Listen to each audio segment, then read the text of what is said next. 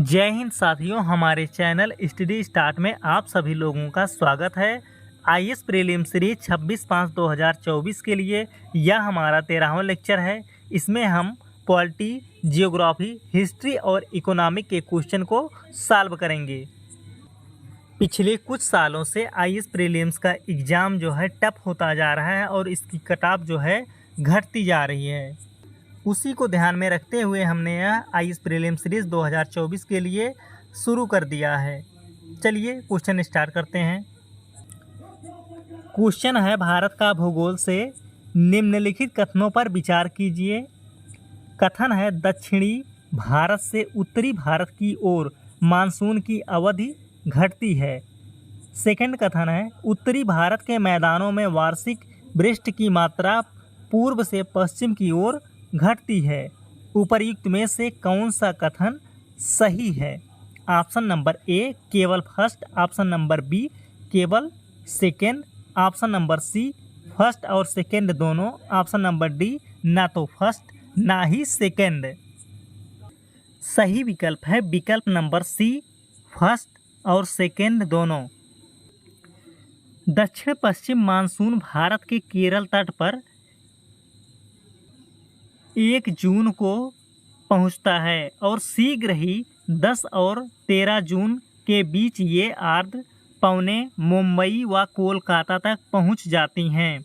मध्य जुलाई तक संपूर्ण उपमहाद्वीप दक्षिण पश्चिम मानसून के प्रभावाधीन हो जाता है तथा 10 जून को पटना, 15 जून को लखनऊ और 1 जुलाई को जयपुर पहुंचता है। इसी प्रकार सितंबर के आरंभ से उत्तर पश्चिमी भारत से मानसून पीछे हटने लगता है तथा मध्य अक्टूबर तक दक्षिण भारत को छोड़ शेष समस्त भारत से मानसून निवर्तित हो जाता है। भारत का भूगोल से दूसरा क्वेश्चन है, निम्नलिखित राज्यों पर विचार कीजिए। छत्तीसगढ़, मध्य प्रदेश, महाराष्ट्र, उड़ीसा। उपर्युक्त राज्यों के संदर्भ में राज्य के कुल क्षेत्रफल की तुलना में वन अनुच्छेदन की प्रतिशतता के आधार पर निम्नलिखित में से कौन सा सही आरोही अनुक्रम है? Option number A second, third, first, fourth, option number B second, third, fourth, first, option number C third, second, fourth, first, option number D third, second, first, fourth. सही ऑप्शन है option number C third. Maharashtra, Madhya Pradesh, Odisha, Chhattisgarh, यह जो है इसका आरोही अनुक्रम है। भारतीय one सर्वेक्षण द्वारा देश में वन क्षेत्र की वस्तु स्थिति से अवगत कराने के लिए वन स्थिति रिपोर्ट जारी की जाती है। भारत की वन स्थिति नामक इस रिपोर्ट को देश के वन संसाधनों का आधिकारिक आकलन माना जाता है। भारत सरकार प्रत्येक 2 वर्षों में वन सर्वेक्षण करवाती है, जिसमें भारत के भौगोलिक क्षेत्र में वनों से आच्छादित हिस्से का आकलन किया जाता है। दिए गए राज्यों के संदर्भ में राज्य के कुल भौगोलिक क्षेत्रफल की तुलना में वन अनुच्छेदन की प्रतिशतता इस प्रकार है। महाराष्ट्र 16.47%, मध्य प्रदेश 25.11%, उड़ीसा 32.98% और छत्तीसगढ़ 41.09%। भारतीय राज्य व्यवस्था एवं शासन से क्वेश्चन है, भारत के संविधान में कल्याणकारी राज्य का आदर्श किसमें प्रतिष्ठापित है? ऑप्शन नंबर ए उद्देशिका, ऑप्शन नंबर बी राज्य की नीति के निर्देशक तत्व, ऑप्शन नंबर सी मूल अधिकार, ऑप्शन नंबर डी 7वीं अनुसूची। इसका सही ऑप्शन है ऑप्शन नंबर बी राज्य की नीति के निर्देशक तत्व। भारत के संविधान में कल्याणकारी राज्य की संकल्पना का समावेश राज्य की नीति के निर्देशक तत्व में किया गया है। कल्याणकारी राज्य से तात्पर्य एक ऐसे राज्य से है जहां सामाजिक, आर्थिक और राजनीतिक न्याय हो। नीति के निर्देशक तत्वों में सामाजिक, आर्थिक और राजनीतिक न्याय स्थापित करने की बात कही गई है। अनुच्छेद 36 से अनुच्छेद 51 तक अनेक ऐसे प्रावधान किए गए हैं जो कल्याणकारी राज्य की स्थापना के उद्देश्य से प्रेरित है। भारतीय राज्य व्यवस्था एवं शासन से दूसरा क्वेश्चन है कि राज्य की नीति के निर्देशक तत्वों के बारे में निम्नलिखित कथनों पर विचार कीजिए। कथन है, ये तत्व देश के सामाजिक, आर्थिक, लोकतंत्र की व्याख्या करते हैं। सेकंड कथन है, इन तत्वों को अंतर्विष्ट उपबंध किसी न्यायालय द्वारा परिवर्तनीय नहीं है। उपर्युक्त कथनों में कौन सा सही है? ऑप्शन नंबर ए केवल फर्स्ट, ऑप्शन नंबर बी केवल second, option number C first और सेकंड दोनों, ऑप्शन नंबर डी ना तो फर्स्ट ना ही सेकंड। सही ऑप्शन है ऑप्शन नंबर सी फर्स्ट और सेकंड दोनों।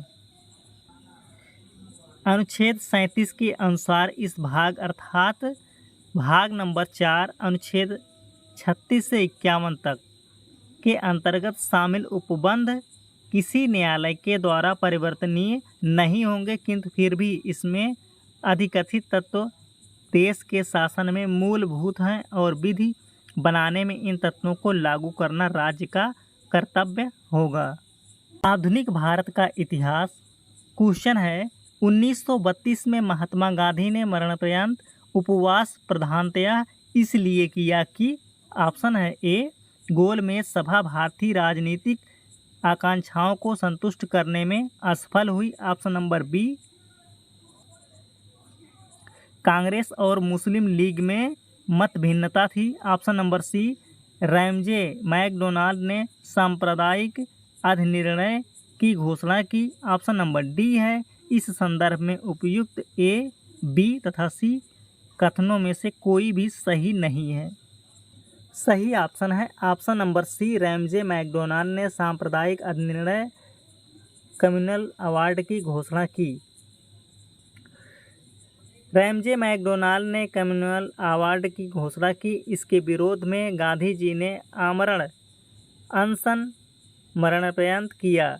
अंग्रेजों की बांटो और राज करो की नीति के तहत ब्रिटिश प्रधानमंत्री रैमजे मैकडोनाल्ड ने 16 अगस्त 1932 को सांप्रदायिक निर्णय प्रस्तुत किया। आधुनिक भारत का इतिहास से दूसरा क्वेश्चन है कि भारतीय स्वतंत्रता आंदोलन के काल के संदर्भ में नेहरू रिपोर्ट में निम्नलिखित में से किस किस की अनुशंसा की गई थी? कथन फर्स्ट है, भारत के लिए पूर्ण स्वतंत्रता। सेकंड कथन है, अल्पसंख्यकों हेतु आरक्षित स्थानों के लिए संयुक्त निर्वाचन क्षेत्र। कथन थर्ड है, संविधान में भारतीयों के लिए मौलिक अधिकारों का प्रावधान। निम्नलिखित कूटों के आधार पर सही उत्तर चुनिए। ऑप्शन ए है केवल फर्स्ट है, ऑप्शन बी है केवल सेकंड और थर्ड, ऑप्शन सी है फर्स्ट और थर्ड, ऑप्शन डी है फर्स्ट, सेकंड और थर्ड। सही ऑप्शन है ऑप्शन नंबर बी केवल सेकंड और थर्ड। सेकंड है अल्पसंख्यकों हेतु आरक्षित स्थानों के लिए संयुक्त निर्वाचन क्षेत्र और थर्ड है संविधान में भारतीयों के लिए मौलिक अधिकारों का प्रावधान। नेहरू रिपोर्ट में भारत के लिए पूर्ण स्वतंत्रता की मांग नहीं की गई थी, अतः कथन फर्स्ट गलत है, बाकी दोनों कथन सत्य हैं। साइमन कमीशन को नियुक्त कराने वाले तत्कालीन राज्य सचिव लॉर्ड बर्केनहेड का यह सोचना था कि भारतीय लोग संवैधानिक सुधार के लिए ठोस प्रस्ताव बनाने में असमर्थ हैं। भारतीय नेताओं ने इस चुनौती को स्वीकार करते हुए फरवरी, मई और अगस्त 1928 में विभिन्न सर्वदलीय सम्मेलनों का आयोजन किया तथा पंडित मोतीलाल नेहरू की अध्यक्षता में एक समिति की स्थापना की गई जिसे भारत के संविधान के सिद्धांतों का निर्धारण करना था। इसी समिति की रिपोर्ट नेहरू रिपोर्ट कहलाई। उसकी निम्न सिफारिशें थी। आर्थिक और सामाजिक विकास से क्वेश्चन है कि निम्नलिखित कथनों पर विचार कीजिए। कथन है फर्स्ट, कृषि क्षेत्र को अल्पकालीन साख परिदान करने के संदर्भ में जिला केंद्रीय सहकारी बैंक अनुसूचित वाणिज्यिक बैंकों एवं क्षेत्रीय ग्रामीण बैंकों की तुलना में अधिक ऋण देते हैं। सेकंड कथन है, DCCB का एक सबसे प्रमुख कार्य प्राथमिक कृषि साख समितियों को निधि उपलब्ध कराना है। उपर्युक्त कथनों में से कौन सा सही है? ऑप्शन नंबर ए केवल फर्स्ट, ऑप्शन नंबर बी केवल second, option number C first और सेकंड दोनों, ऑप्शन नंबर डी ना तो फर्स्ट और ना ही सेकंड। सही ऑप्शन है ऑप्शन नंबर बी केवल सेकंड।